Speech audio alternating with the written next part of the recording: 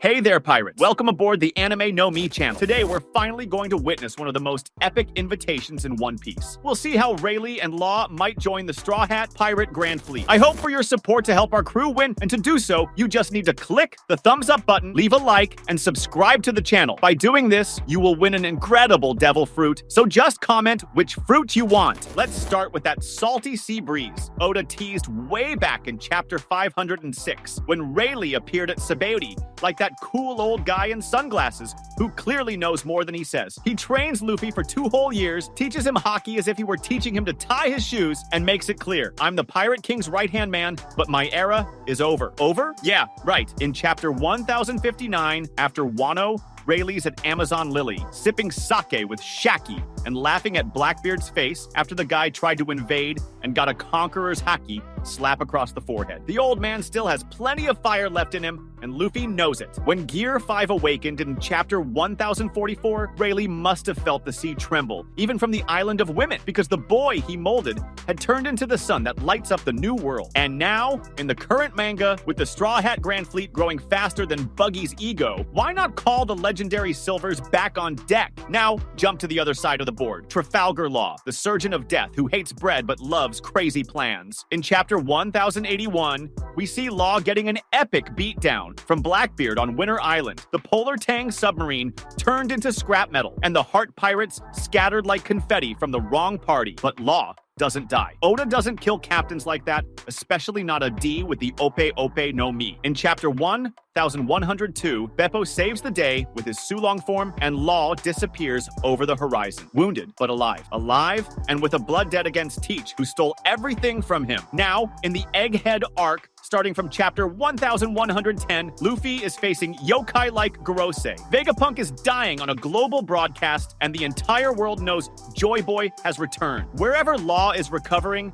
he's probably hearing that broadcast and thinking, that Straw Hat idiot is picking a fight with Emu. Maybe I need allies crazier than me. The impact of that, not only on the battles against the Yonko, but on the balance of the entire world, would be monumental. Rayleigh's vast tactical knowledge and immeasurable strength, combined with Law's unique abilities, would form a powerhouse alliance. Rayleigh's Conqueror's haki, refined and seasoned combat style, could be the key to countering the strongest forces of the world government and Blackbeard's empire. Law, with his power to move hearts and teleport across space, could position the fleet strategically, controlling the battlefield itself. But what stands out the most is the nature of this alliance. It's not just a coalition to crush enemies, it's a union of ideals, a convergence of purpose. Rayleigh didn't just teach Luffy, he shared a vision, a legacy shaped by his own journey with Roger. For Luffy, that means more than having a new vice captain. It means having someone who truly understands him, someone who has already seen the world through the eyes of a pirate king, and who can now use his wisdom to guide Luffy through the treacherous seas of the new world and his own destiny. Rayleigh's presence also brings a deep sense of nostalgia and meaning. He isn't just joining the fleet, he's part of a legacy being reborn. The Pirate King never really had a vice in the usual sense. Rayleigh was always more than that. He was the right hand, the mentor, the man who understood what being a true pirate meant. Now, standing beside Luffy, he ensures that this new pirate era isn't only about brute strength, but also about wisdom, experience, and the strength of a heart that never stops fighting. Law, on the other hand, has his own bond with Luffy, one built on mutual respect and shared need. From their first meeting in Sabaody to their brother-in-arms bond in Wano, Lawya owes Luffy more than just friendship. He owes him blood. He's seen firsthand the destruction born of Blackbeard's insane ambition, and he knows that to bring down a monster that size, he'll need more than skill. He'll need allies who share both his thirst for revenge and his belief in freedom. Law isn't your average pirate. He's a natural strategist, someone who understands the weight of every move, every decision, and he knows that fighting the world government and Blackbeard will take far more than raw power. That's why his alliance with Luffy, however unlikely it might seem, makes perfect sense. What Luffy represents is freedom itself, and for Law, that's a breath of fresh air. He knows that together, as part of this fleet, they have something no other pirates do. A real chance to change the course of history, to destroy the world government's pillars, and finally claim the One Piece. The Straw Hat fleet is already a glorious mess. In chapter 1126, post-Egghead, we see the Sunny escaping with the giants of Elbaf,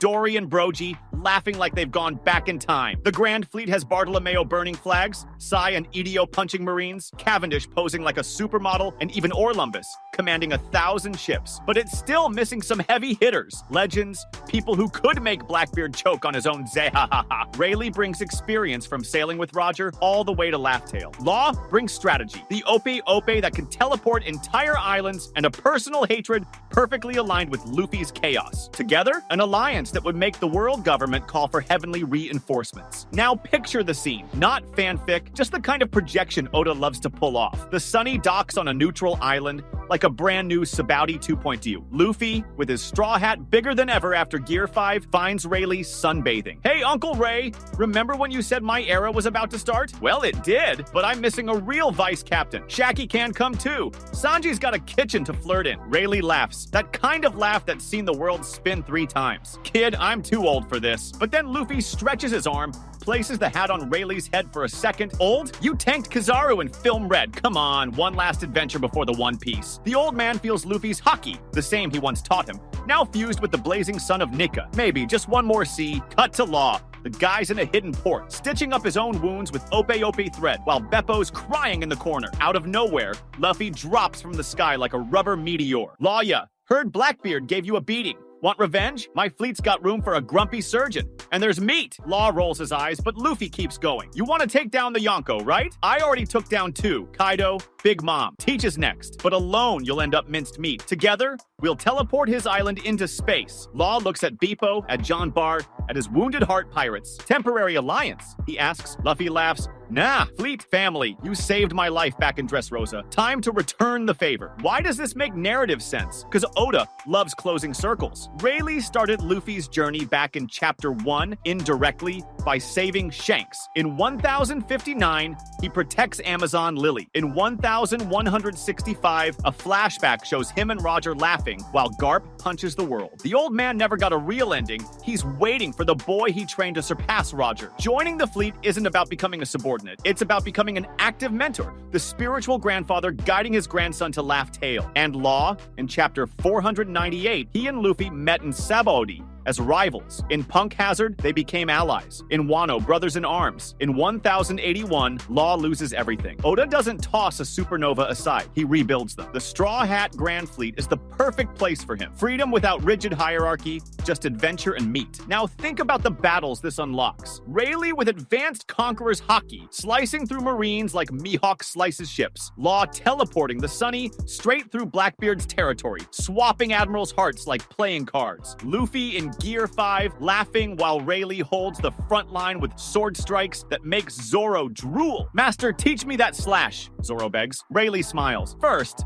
learn not to get lost. Sanji's cooking for Shaki, Frankie's fixing the polar tang with super glue, and Brooks playing Binks' sake, while Laboon's silhouette dances in the horizon. It's a fleet that blends generations, styles, and pure chaos. And the impact on the world. Headlines screaming, Roger's right hand joins the Straw Hats. Sengoku chokes on his tea. Akainu sends the whole Navy fleet, and Dragon smiles for the first time in years. Blackbeard, who in Chapter 1106 is hunting devil fruits like a madman, sees Rayleigh and remembers rocks. That old man's still alive? Law steps forward, eyes burning. Teach, your fruit is mine. The final war takes on legendary proportions. Roger's heir, the Surgeon of Death, and the sun god Nika, all under the Straw Hat flag. But what about ego? Rayleigh won't accept being a subordinate. Luffy solves it easily. Your Uncle Ray, royal advisor, fleet rule. Whoever eats the most meat commands for the day. Law agrees because deep down, he's already family. In Chapter 1031, he calls Luffy brother in Wano. In 1081,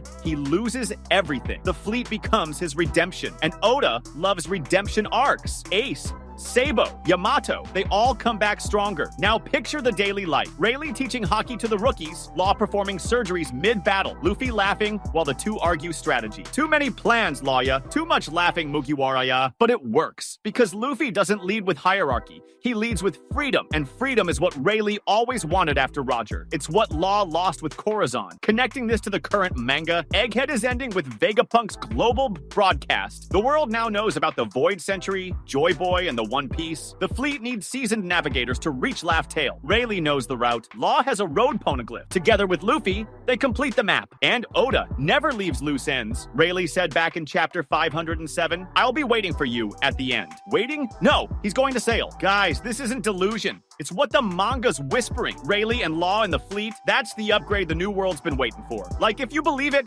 comment Rayleigh for Vice, or Lawya joins the fleet, and subscribe for more hot theories. Until the next wave, stay as free as the sea. That was today's content. We hope you liked it and want to share your opinion on the subject. Don't forget to share the video, give it a thumbs up, and I'll see you in the next video. Take care and stay amazing.